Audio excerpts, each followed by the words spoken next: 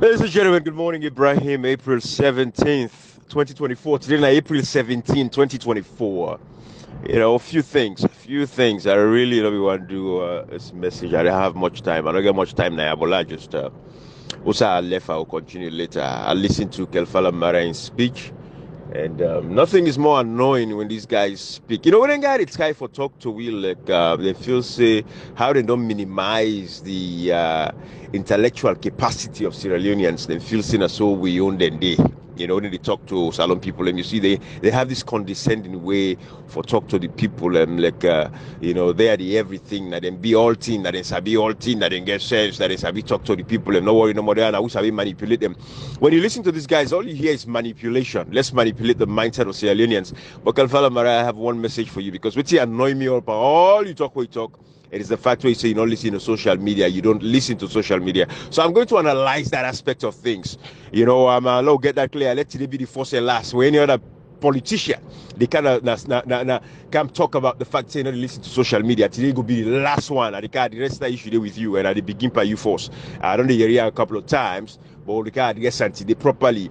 Because it's very annoying when people they lie like this. This is just criminal life, way of doing things that you guys have been doing for so long. I know say you guys are opposed to social media, especially when it's not in your favor, notwithstanding the fact that you sit on that country there for 5 years of Marabio that led us into a tripartite in connivance with the parliament, Cherry Coco and all these other useless blokes. The executive of the APC at the time will not be there because there was no executive at the time working anyways.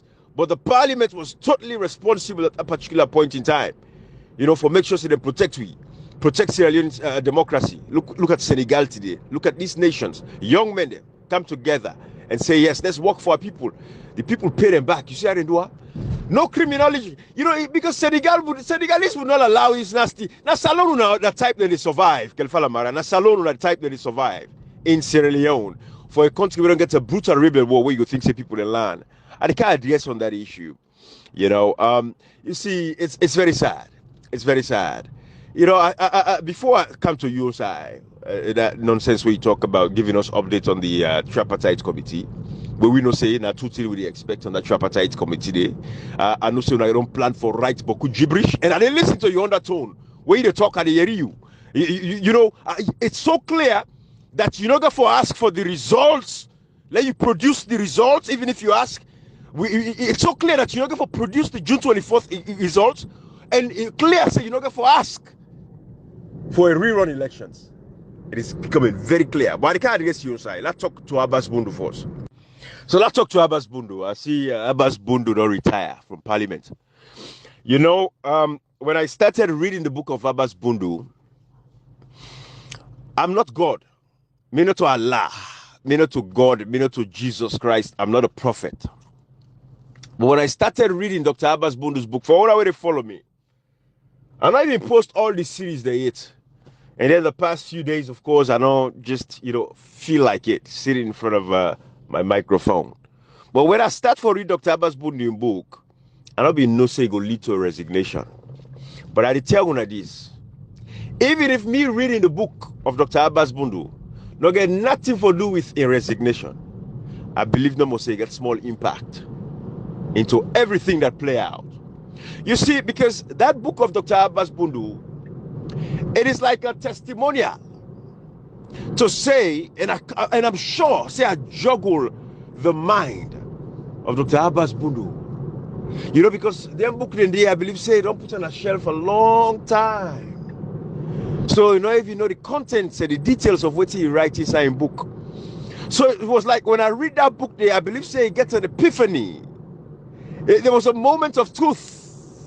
We come in and say, you know what, this guy is right. This young man is correct. I wrote about everything that happened. I write about all the terrible acts of the SLPP. I write about the Julius Spencers. I write about the Tijan Kabars. I write about what happened when lead we Teddy Kamajos then can become the military of the government of SLPP. I write about all of this. Yes, so I should not be a part of a government or parliament will destroy democracy like how they destroy democracy. So So this is what I'll say. So in as much as Dr. Abass Bundu, it's at least when somebody honorably decides, say, you know what, it's time for me to give up the boots. It's an honorable venture. We don't get that in Sierra Leone. But of course, Abass Bundu can afford for retire now because look at his age. He has everything he needs. Abass Bundu, I don't think he's a super wealthy man, but he will not be poor for the rest of his life. I believe they get picking them when they're overseas somewhere doing well. Maybe they're back home doing well. They will take care of him. Grand picking them. They will take care of him. I believe they don't invest enough. This man don't there in the political climate of Sierra Leone for a very long time. So at the age, it's okay. But I will not see in the African culture. So in as much as his resignation is honorable, but his legacy would be one that is filled with rot for the rest of his life. Because when you go back to the parliaments where he superintend over, the parliaments where remove 10 members of parliament, where then take the speaker, they force him down the throat, of everybody, every Sierra Leonean, geared to the Abass Bundu. The parliaments will write all the terrible laws, the cybercrime bills,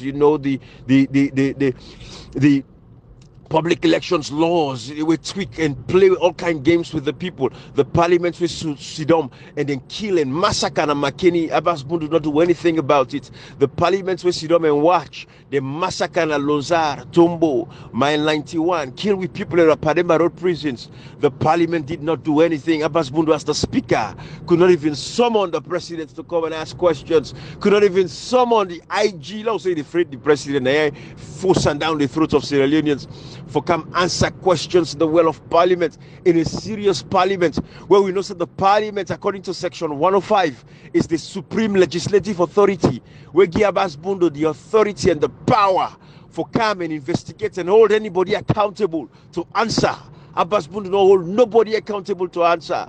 Abass Bundu na the same man this way, a set of members of ECOWAS parliament at the time when this government, they fought for do boundary delimitation, they fought for do census and all kinds of stuff. Abass Bundu in parliament pass up. The ECOWAS parliamentarian, then come for pay a visit in parliament. Cashbox, they talk about that the other day. I get a video.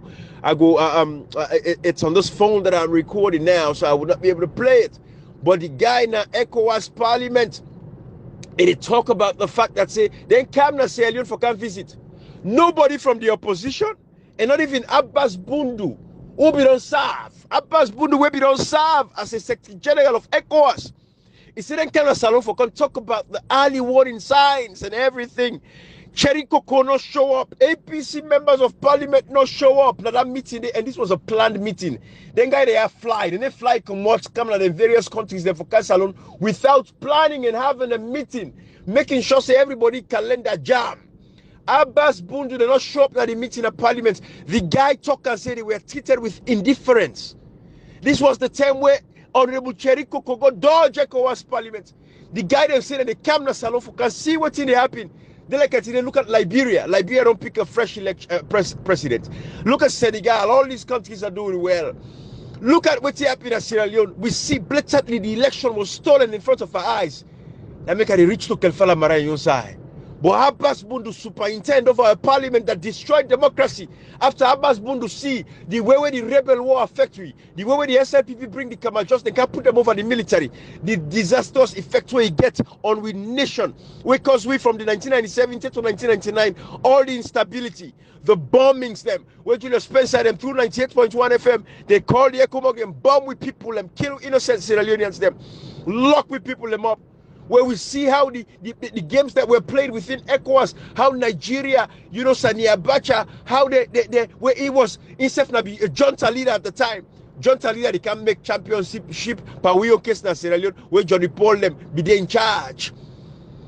This is the thing. We see how they play that kind of a game where ECOWAS not be get the approval of the UN Secretary General, the UN Security Council. But at the same time, Kofi Annan in Ghana, because they don't work with Tijan Kaba, where Tijan Kabara, the same man this way from 1967, when an investigator for SLPMB and take up a runaway car overseas. Salon are the only country.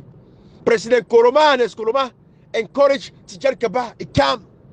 They encourage him after the presidency. Momo, now encourage Tijan Kaba, let him come. APC party. This man thief, now he run away from